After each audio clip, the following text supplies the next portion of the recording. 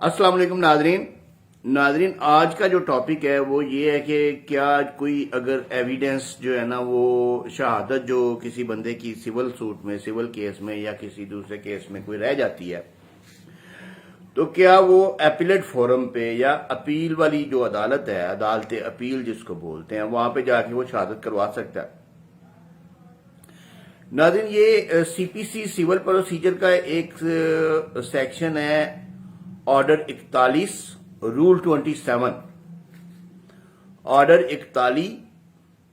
Rule 27 CPC.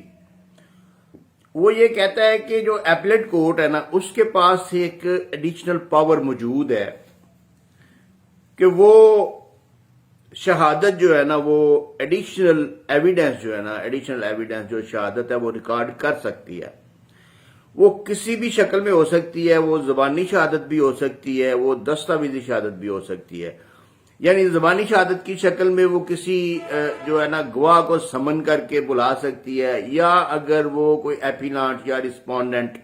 दोनों पार्टियों में से अगर खुद पेश करना चाहता है तो उसको इजाजत दे सकती है।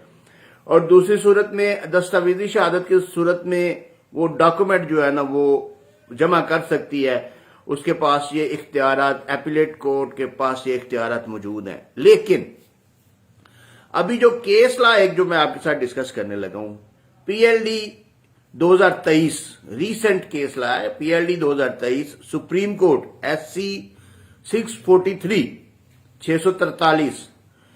ये जो सेक्शन जो मैंने आपको बताया है ना, ऑर्डर 41 रूल 27, ये इसी रूल को जो है ना वो डिस्कस करता है।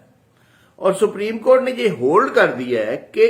हर जगह पे, हर केस में जो है ना वो एपीलेट कोर्ट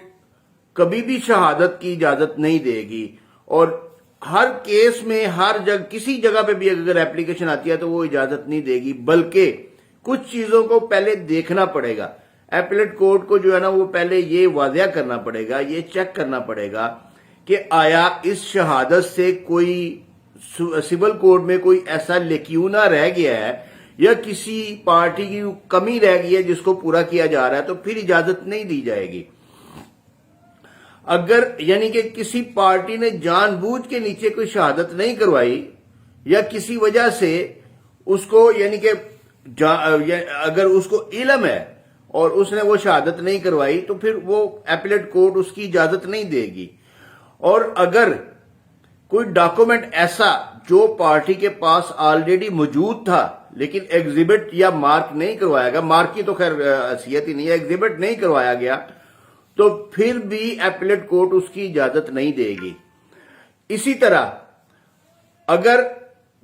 किसी दावा का फैसला करने के लिए, कोई मेरिट को परखने के लिए कोई ऐसा डॉक्यूमेंट जरूरी है जिसके बारे में एपीलेट कोर्ट समझती है कि इसको ना तो फोर्ज किया जा सकता है, ना इसकी फैब्रिकेशन की जा सकती है, और ये जेन्युइननेस इसकी जो है ना वो बरकरार रहेगी, और जिस वक्त ये एग्जिबिट करवाया जाएगा कोर्ट में तो ये जेन्युइन ही होगा, तो फिर उसकी वो इजाजत दी जा सकती है। जैसे कि कोई ऐसा रिकॉर्ड जो ऑनलाइन हो और जिसकी फैब्रिकेशन की पॉसिबिलिटी ना हो, जैसे कोई ड्राइविंग लाइसेंस किसी का ऑनलाइन रिकॉर्ड निकालना है, इसी तरह किसी की एफबीआर की टैक्स रिटर्न कोई ऑनलाइन निकलनी है, या कोई ऐसी चीज जो ऑनलाइन कोई पेड कोई रसीद निकलती है या कोई ऑनलाइन चीज निकलती है जिसका ये डर नहीं होता कि ये फैब्रिकेट हो सकती है या ये बंदा ये जाली बना के पेश करेगा, उसको एग्जिबिट कर सकती है, उसके लिए इजाजत दी जा सकती है। इसीलिए कोई ऐसा गवाह जिसके बगैर केस का फैसला करना मुमकिन ना था लेकिन सिविल कोर्ट ने कर दिया, तो उसको बुला के उसकी गवाही, उसकी शहादत भी रिकॉर्ड की करवाई जा सकती है, और उसके ऊपर दूसरी पार्टी को क्रॉस एग्जामिन करने का राइट भी दिया जा सकता है। तो ये एपीलेट कोर्ट के इख्तियारात मौजूद हैं, लेकिन एपीलेट कोर्ट के लिए कुछ लिमिट्स और कुछ उसकी हदूद जो है ना वो मुतय्यन कर दी गई हैं कि आपने किस तरीके से वो जो है ना वो शहादत की इजाजत देनी है, शहादत रिकॉर्ड करनी है, और शहादत जो है लिखनी है या कोई डॉक्यूमेंट एग्जिबिट करना है, और किस कंडीशन पे, किस सिचुएशन में, किस सूरत हाल में आपने करनी है।